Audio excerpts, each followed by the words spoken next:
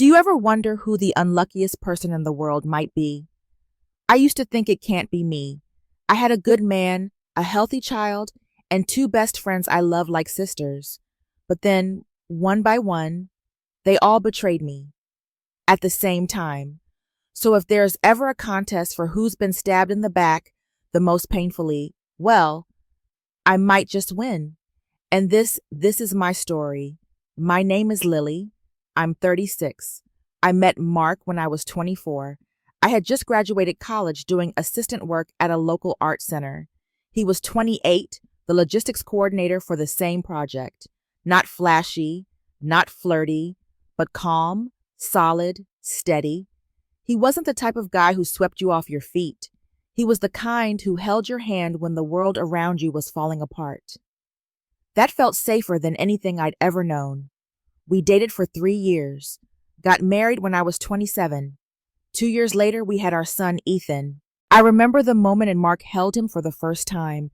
He cried, like really cried. And in that moment, I believed I had everything. My two best friends were Jenna and Sophie.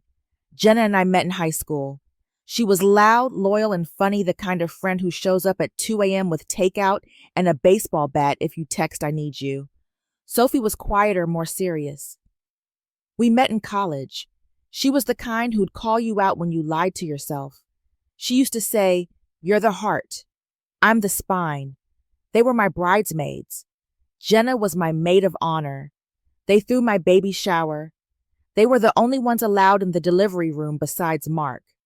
After Ethan was born, Jenna would stop by constantly, help me with groceries, take Ethan to the park. She lived just a few streets away. Sophie had moved to another city after marriage, but she FaceTimed me every week, sent gifts on holidays, never missed a birthday. I once told Mark I think I'm the luckiest woman alive. He smiled. You might be. And yet, that same man and those same two women later shared a bed behind my back. Things changed last year. Sophie called me after midnight sobbing. Her marriage had ended badly. She had no one else. I didn't even think. I told her, "Come here, stay with us, for as long as you need." The next day, she showed up with a suitcase and swollen eyes. I hugged her at the door like a sister. Mark stood behind me, said nothing, just gave her a nod. We cleared the guest room for her. I told Ethan Auntie Sophie's going to live with us for a while.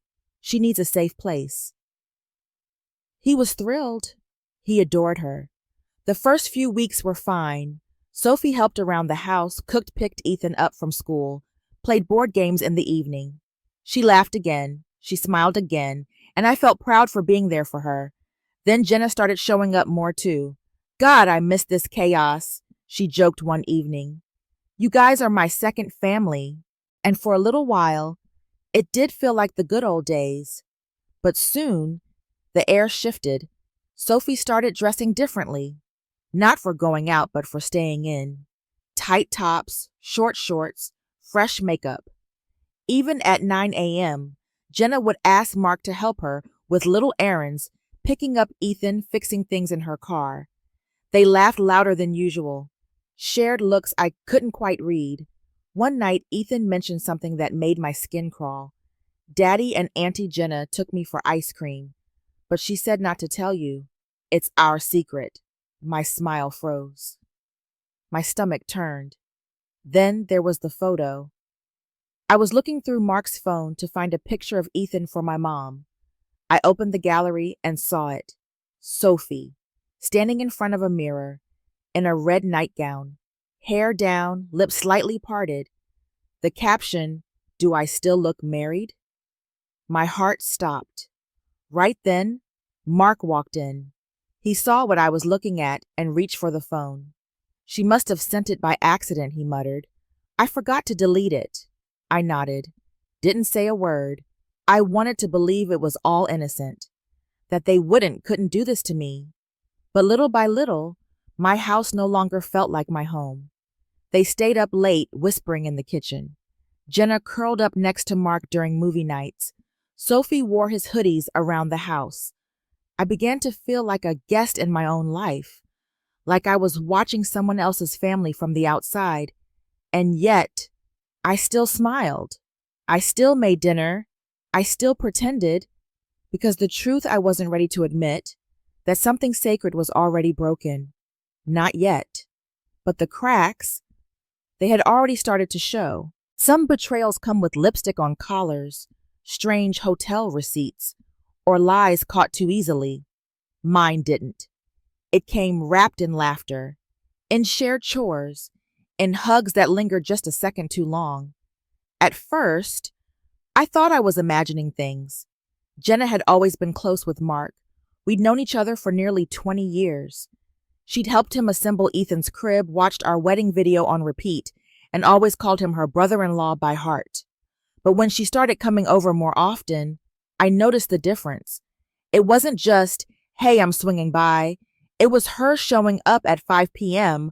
right as Mark was getting home from work, bringing takeout, sitting next to him on the couch, laughing too loud at jokes that weren't even funny.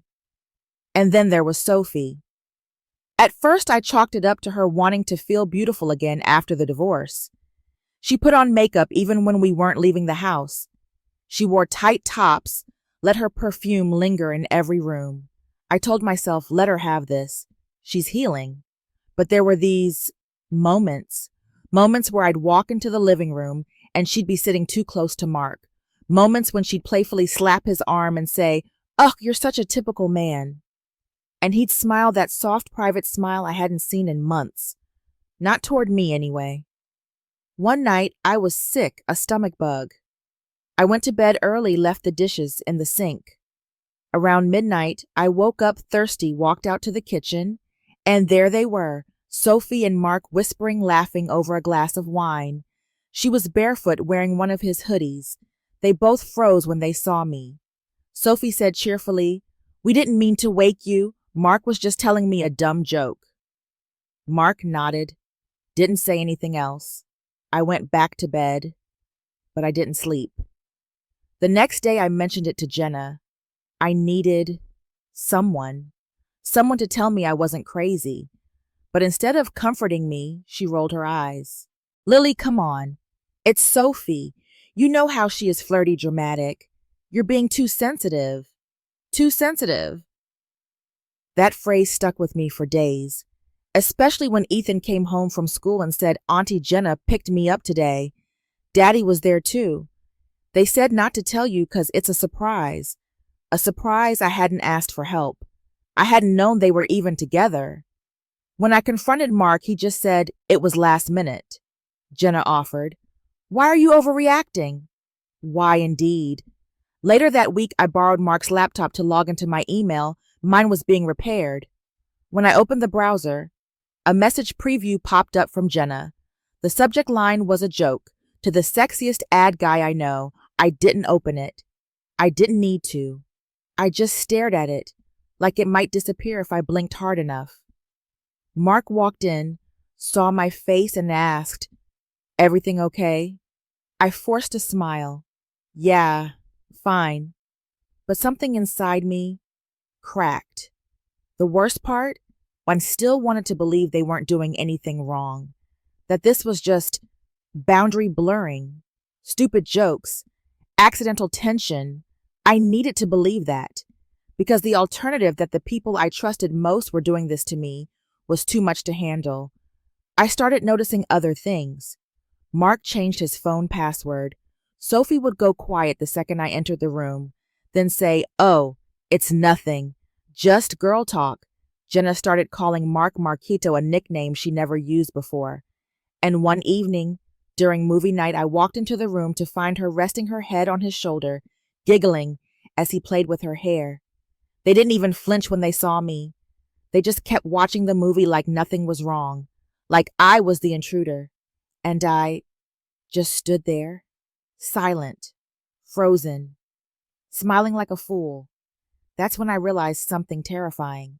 They weren't hiding it anymore. Whatever it was, an affair, a game, a betrayal still taking shape. They had stopped pretending. And I was still pretending for them, still cooking dinner, still folding laundry, still putting on a brave face for Ethan, still letting them make me feel like I was the problem. But deep down, I wasn't stupid. I knew something was happening. I just didn't have proof. Yet. They say when you go looking for the truth, you better be ready to find it. I wasn't. But on the night of my 35th birthday, the truth found me. I didn't expect a party, or balloons, or cake, but I guess I hoped for something. A card, a quiet dinner, maybe just Mark remembering. But that morning he left for work without saying a word. Sophie gave me a quick hug in the kitchen and muttered something about losing track of dates. Jenna didn't even text. I told myself it was fine, that birthdays weren't a big deal anymore when you're a mom, that I was overreacting. Still, small part of me, the girl I used to be, felt the sting. By evening, no one had said a word, so I ordered takeout, fed Ethan, pretended I was tired, and went to bed early. I lay there in the dark, Mark snoring softly beside me, while I stared at the ceiling and whispered happy birthday to me. Around 2 a.m., a soft thud woke me up. Mark's phone had fallen off the nightstand. He was still asleep, peaceful, unaware. I reached down to pick it up, just to set it back in place. But the screen lit up. A message preview hovered like a ghost. Sophie.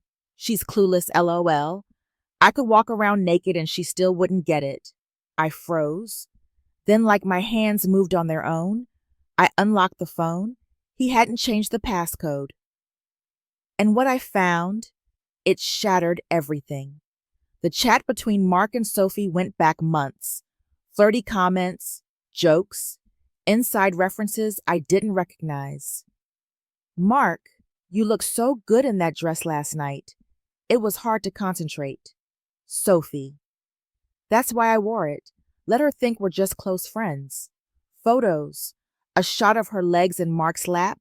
A selfie from his car. She was in the passenger seat. A blurry mirror pic of Sophie in a towel. Taken in places I knew, places I lived, places I once felt safe. And then I found something even worse. Another chat with Jenna. At first I thought it was harmless, maybe a group thread. But no, it was private. Just the two of them. And the way they spoke. The pet names, the inside jokes, the casual intimacy. Jenna, she's getting suspicious. You need to be more careful. Mark, I'm trying. But Sophie doesn't help. Jenna, that's her problem. I'm not competing with anyone.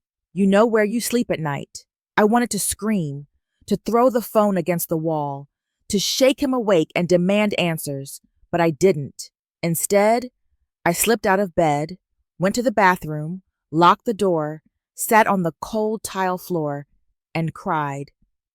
Not loudly, not dramatically, just quietly. Like something inside me had died, I stayed there until sunrise. When I came out, Mark was already up making coffee like it was any other day. He looked up and smiled. You okay? You didn't sleep well. I nodded. Yeah, just a headache. Then he kissed me on the forehead, the same lips that whispered lies to both of my best friends. Now touched my skin like nothing had happened. I felt sick, but I said nothing. Not yet. That day I called in sick to work. After dropping Ethan at school, I backed up everything I'd found. Screenshots, messages, pictures. I transferred them all to a USB drive, emailed them to myself under a random subject line. I didn't know why I did it, but something inside me said, you'll need this. Then I checked the security cameras we had installed for safety. I scrubbed through the footage. And there was Jenna, entering the house when I wasn't home. Mark letting her in. Sophie wasn't even there. I couldn't hear the audio, but I didn't need to. The way Jenna touched his shoulder, the way he leaned in, it was enough. That night I sat through dinner like a ghost. Ethan laughed. Mark joked. Sophie told a story about the supermarket, and I just sat there, watching them. 3 people I loved. 3 people who had turned my birthday into the ugliest night of my life. And I realized something terrifying. I didn't know them at all. How long had this been going on? Had they laughed about me when I wasn't in the room? Was I just the wife, the placeholder, the fool? I didn't cry again. I didn't confront them. Not yet. Something inside me had gone still, cold, quiet, focused. I knew what I had to do. It would start with dinner. One final dinner for all of them. And for me, the woman they thought would never fight back. I spent 3 days preparing for that dinner. Not the food, no, that was simple. Roast chicken, mashed potatoes, a bottle of wine they all liked. I wanted it to feel normal, because what I was about to do would destroy everything. I set the table like I always did. 4 plates, cloth napkins, candles, music playing softly in the background, the playlist Mark and I used to cook to when we first got married. Jenna arrived first holding a bottle of rosé like nothing had happened. You didn't have to go all out, she smiled, giving me a kiss on the cheek. I hugged her and tried not to gag. Sophie came 10 minutes later. She was wearing red lipstick and my scarf, the one I'd forgotten I let her borrow. Or maybe she never asked. Mark walked in, last loosened his tie, kissed Ethan goodnight upstairs, and sat at the table like it was any other Thursday. Nobody suspected a thing. Not yet. Dinner was uneventful. They talked, laughed, teased each other across the table. Sophie told a ridiculous story about the grocery store clerk flirting with her. Jenna joked about how Mark still couldn't open a wine bottle without breaking the cork. Mark grinned and played along like the charming, harmless man he used to be. I smiled. I nodded. I refilled their glasses, and I waited. When the plates were cleared, I stood up, went to the counter, picked up a folder I had labeled receipts. I placed it on the table. Mark raised an eyebrow. "What's that?" I looked at each of them, one by one. Then I opened it. The first page, a screenshot of Sophie's text. "She's clueless, LOL. I could walk around naked and she still wouldn't get it." Mark froze. Sophie's smile faltered. Jenna shifted in her seat. I turned the page. Photos, more texts, time-stamped conversations, images from our security footage showing Jenna entering the house while I was gone.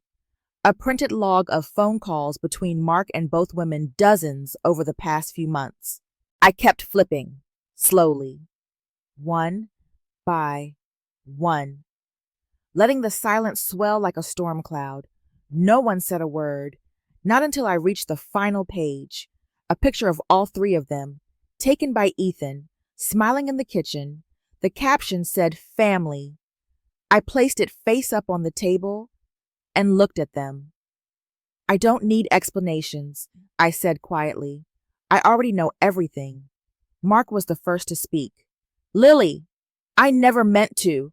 I held up a hand. Don't insult me with lies. Not now." Jenna opened her mouth, then shut it. Her eyes welled up. She whispered, "I didn't plan for this to happen. I swear."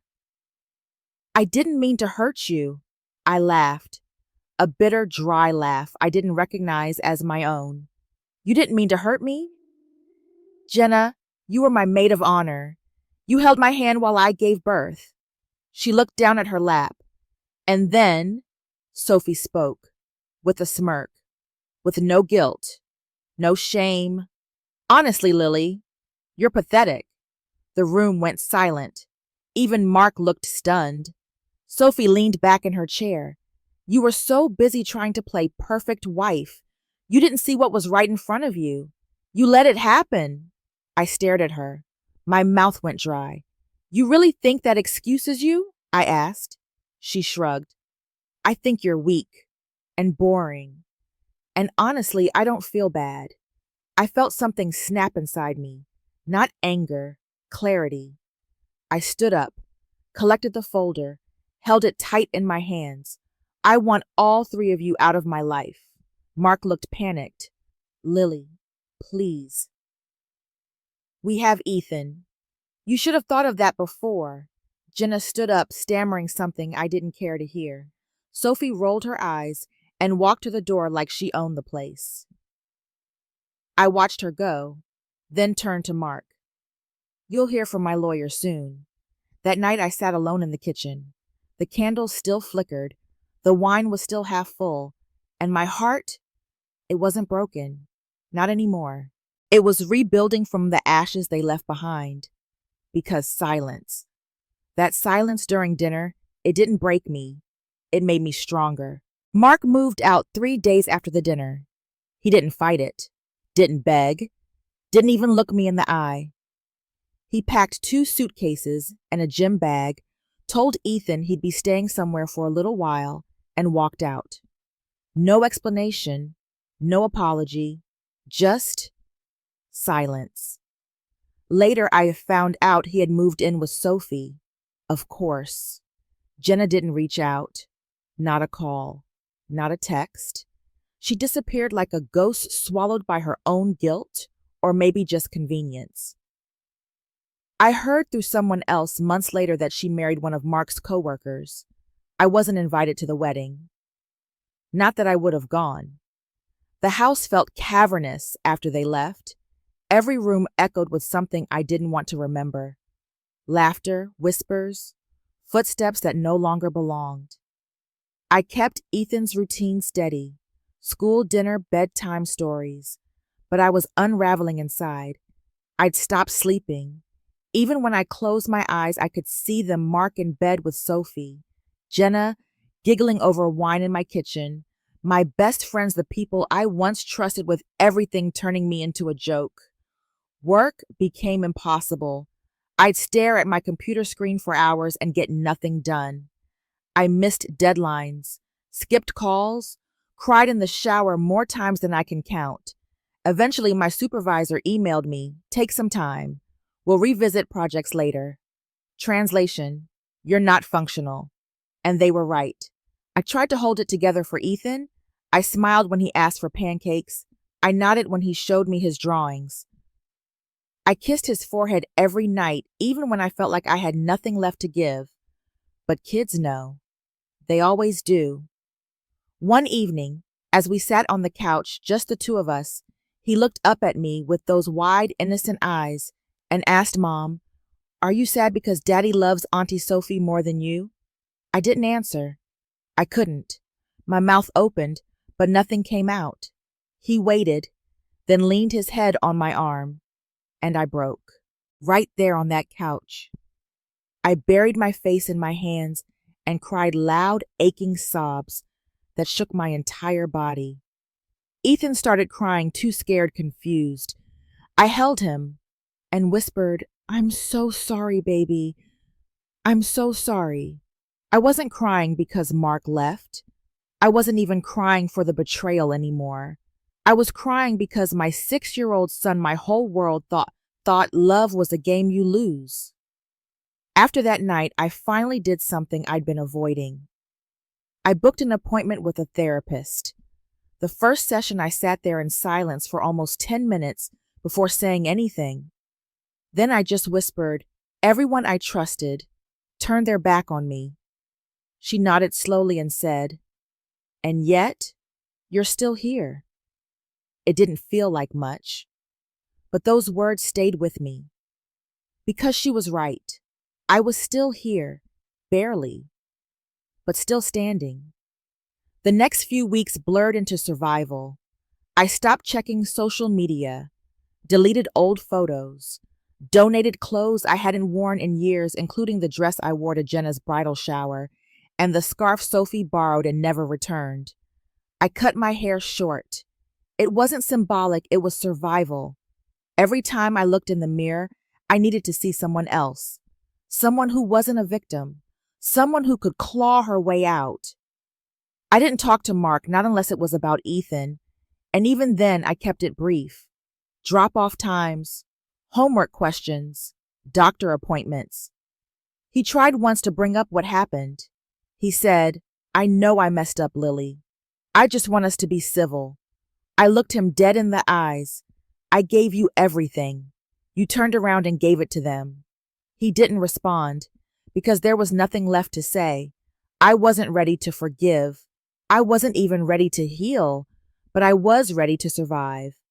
One morning I woke up and the sun looked a little less harsh. The bed didn't feel quite so empty, and I took my first deep breath in what felt like months. That was the day I stopped waiting for closure and started building something else instead. Something quieter, something mine. Healing doesn't look like the movies.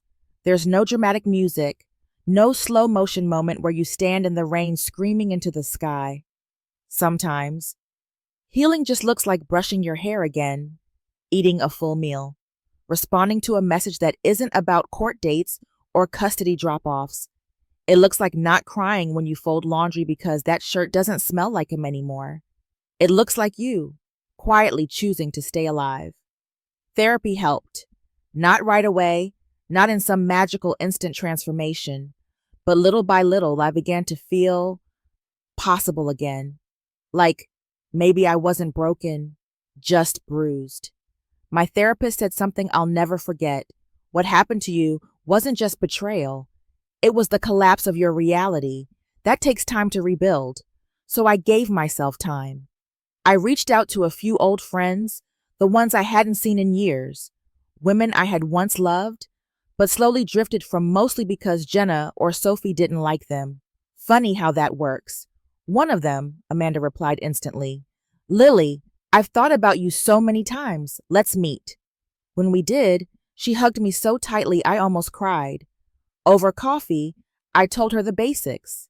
She didn't flinch. Didn't say, "Are you sure?" or "Maybe they didn't mean it."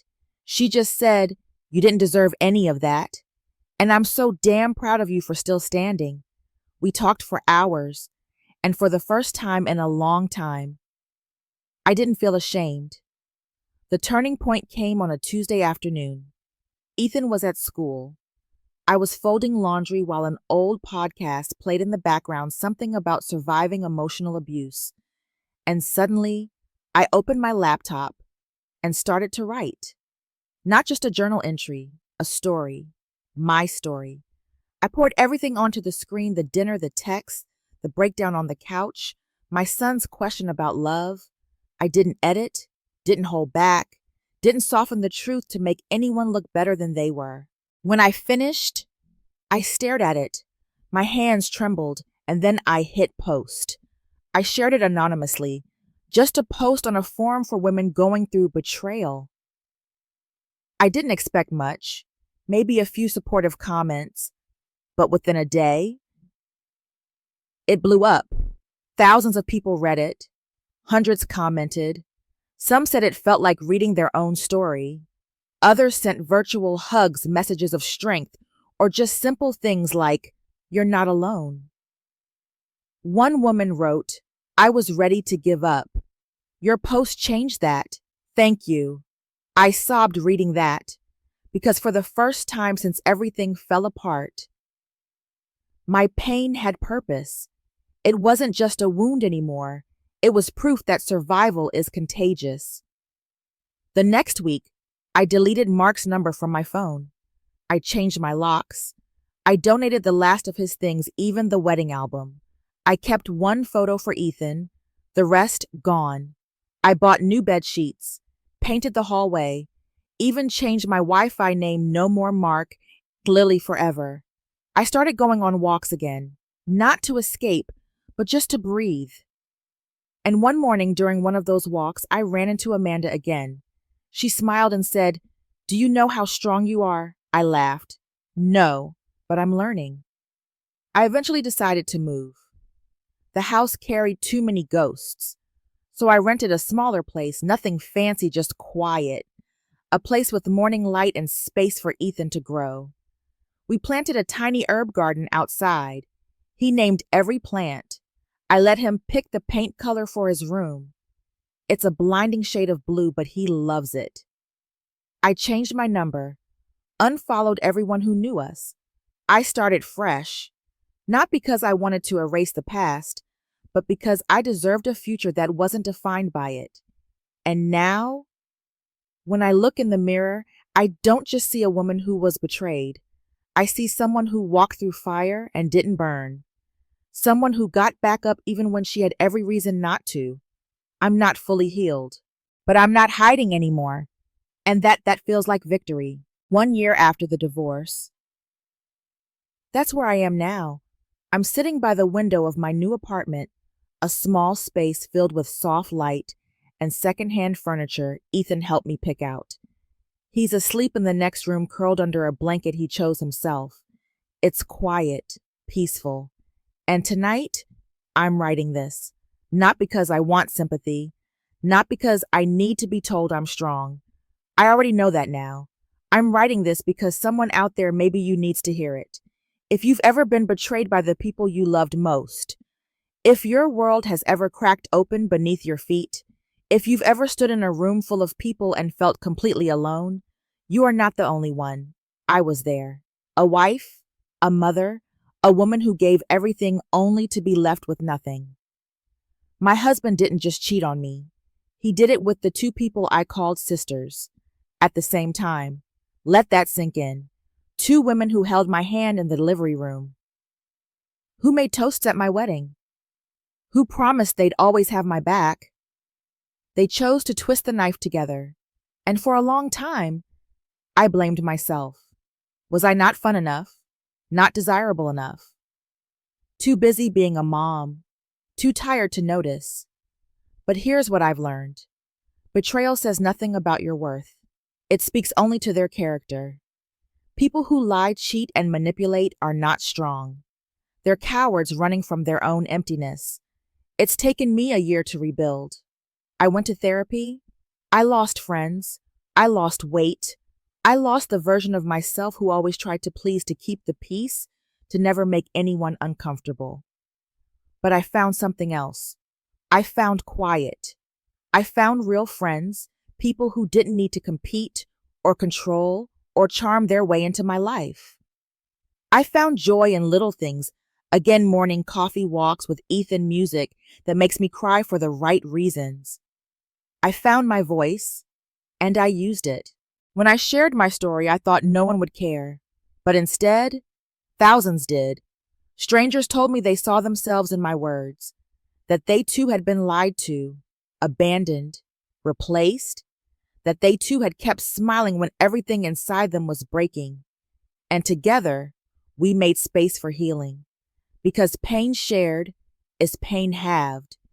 Because silence protects no one except the abuser. So today, I want to say thank you.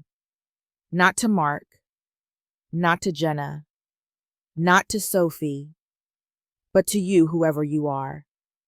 If you're still reading this, you've walked through your own storm. And if no one has said this to you yet, let me be the first. You are allowed to start over. You are allowed to be angry, to be sad, to be a complete and glorious mess. But most of all, you are allowed to survive, even when they didn't think you would, even when they hoped you wouldn't. They betrayed me together, all at once, but I didn't fall apart. I didn't disappear. I didn't let it define the rest of my life. And if I can come out the other side, so can you? If you're still here, still reading, would you do something for me? Leave me a small note, a heart, a word, a prayer, anything, because this is how I'm choosing to live now, not in bitterness, but in honesty, in truth, in strength. I'm still learning how to trust again, not just others, but myself. And every message I receive, every quiet, "you're not alone," is a step forward. So thank you. Thank you for listening to my story. Thank you for helping me write the ending on my own terms.